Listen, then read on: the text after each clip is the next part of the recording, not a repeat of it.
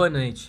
Meu nome é Tomás Marques Gonçalves da Silva, RA 2320-9937, e irei fazer a apresentação do Projeto Integrador Parte 2, a solução de busca no Código de Defesa do Consumidor em empresas varejistas de ferramenta. Como integrantes do grupo, temos André de Pessoa Lima, Antônio Luiz de Bonfito, Henrique da Silva Souza, Hilton de Oliveira Giglio, Juan Alto Pereira, Matheus Duarte Dias Silva, Rafael Tuchuco Focuda, Tomás Marques Gonçalves da Silva. Orientador Miguel Valinho Rezende. Temos como comunidade externa parceira para realizar testes e documentação a União Parafuso. Foi a empresa que participou da pesquisa sobre o funcionamento do produto final.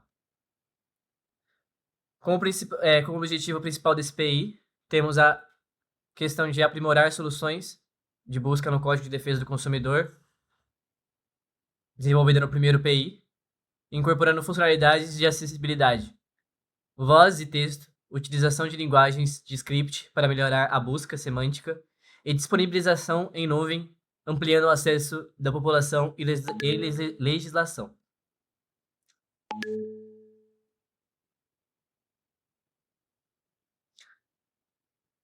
Ampliar a interface de busca com comandos de voz e leituras automáticas de artigos foi uma das primeiras implementações que a gente fez, junto com as questões de contraste e espaçamento.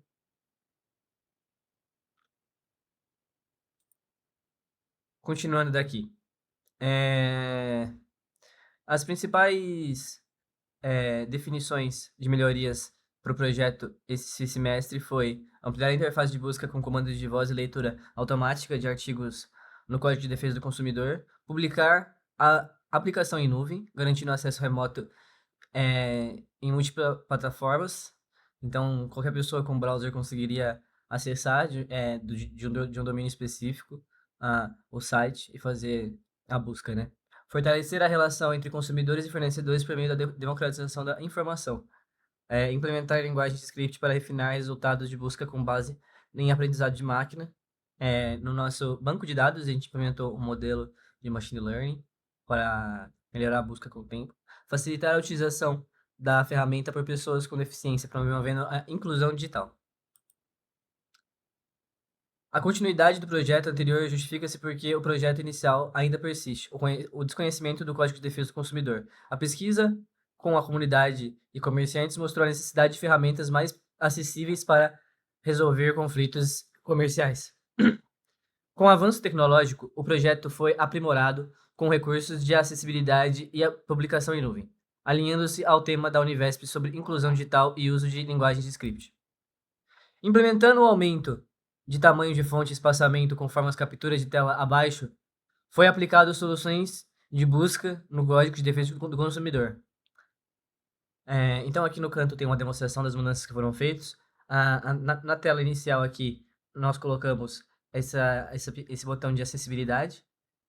Ele vai navegar, ele vai estar presente em todas as telas do projeto e vai ter a opção, né, de tamanho de fonte, espaçamento, além de ativação ou desativação de contraste e do leitor ativo, né?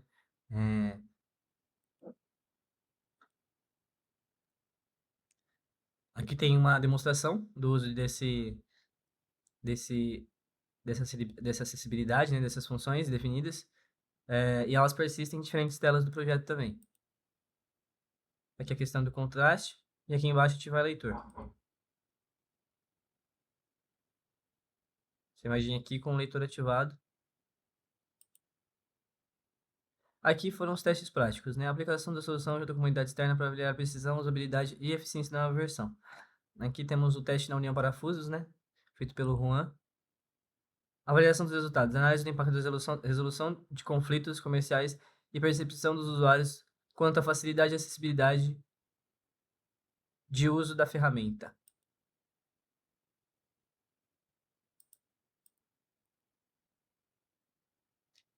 Show. Eu vou falar um pouquinho agora do desenvolvimento, certo? Para começar, eu queria começar falando da principal classe que a gente mudou nesse desenvolvimento, que foi a Accessibility, né? A Accessibility aqui, ela ficou com todas as questões de acessibilidade.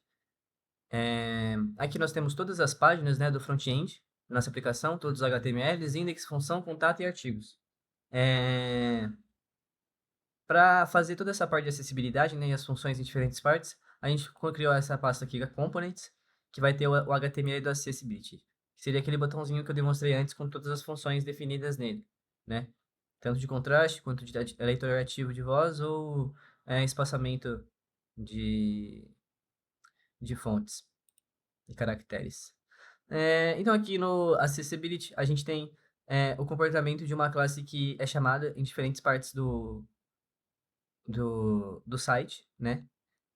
E ela faz com que os dados, como prioridade, assim, a prioridade dela é fazer com que esses dados sejam ativados, as mudanças sejam salvas, né? Nessas definições aí que podem ser feitas pelos usuários. E a partir disso, persistir essas informações, né? Então aqui a gente vai ter uma constante default settings. A gente pode pensar isso aqui como objeto mesmo, que vai ser usado para se basear toda a questão de variáveis que podem ser mudadas pelo usuário em diferentes páginas. Então aqui temos a questão do tamanho da fonte, espaçamento, o contraste e a questão do leitor ativo estar ativo ou não. O contraste e o leitor ativo são booleanos e os outros valores se baseiam em 100%, né? E são mudados pelo CSS com base nesse valor aqui, né? Aqui nós temos algumas funções importantes, como Save Settings, para sempre que alguma função for mudada, e Load Settings, para sempre que o navegador carregar a página, mesmo sendo a página sendo fechada e aberta de novo, essas funções persistam no sistema. Aqui temos o Apply Settings. Após o Loading Settings ser feito, ele é feito em diferentes partes, normalmente no começo de funções, para garantir que a função esteja no contexto da tela, né? Então, o Apply Settings chega para garantir também a aplicação de todas as funções que estão ativas da maneira correta, né? E o que aparece no botão também de maneira correta. É, Aqui a gente tem as funções que fazem a mudança, né, nas variáveis. Então, isso aqui está ligado diretamente ao HTML aqui e os valores que estão setados lá. Isso aqui é um init. O init já começa com o load settings, como eu expliquei antes. E ele vai setar como é que estão os botões caso a página seja carregada ou aberta. Aqui temos o leitor acessível. O leitor acessível foi toda a parte de leitura de dados que a gente fez para conseguir, né, selecionar partes do texto ou elementos e conseguir ouvir o áudio nessas partes, né? Para fazer isso, a gente usou uma biblioteca nativa do Doom, do browser, do navegador, que seria a Web Speech API. Ela é nativa, não precisa baixar nenhum módulo, nada pelo NPM ou coisa assim. Ah, Apenas com a inicialização dela, a gente consegue usar algumas funções e setar quais elementos devem ser lidos. A gente seta os elementos aqui. Então aqui nós temos Data Readable, Article e alguns tipos de título. E bottom também, que são possíveis realizar a leitura no front-end, né? Então ele vai ler, se tiver ativo, isso aqui ele vai ler tranquilamente. E uma das coisas mais diferentes que eu implementei nessa parte aqui foi a questão dele ler partes selecionadas com o mouse, né? Então, se você passar o mouse com o botão esquerdo, na hora de soltar, ele vai ler aquela parte específica. Vou demonstrar na parte da demonstração. E no mais importante é isso, mas aqui tem funções que fazem toda a parte de leitura e leitura dessas informações que estão na tela. Vamos lá, então. Iniciar a fase de teste do programa. Aqui temos, então, a questão de acessibilidade que foi implantada. Tamanho de fonte por padrão é 100% e o espaçamento também. É possível realizar a mudança. Ao mudar de tela, a mudança persiste. Ativar e desativar contraste, a mesma coisa.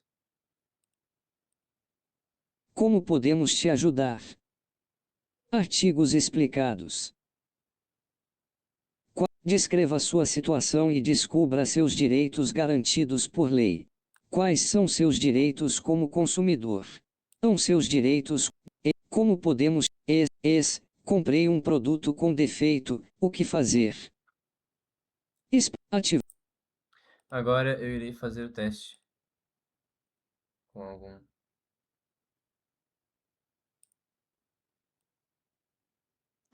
Bom, eu irei finalizar então. Agradeço a todos os integrantes do grupo pela disponibilidade e grande trabalho conjunto aí para realizar realizar todo o projeto.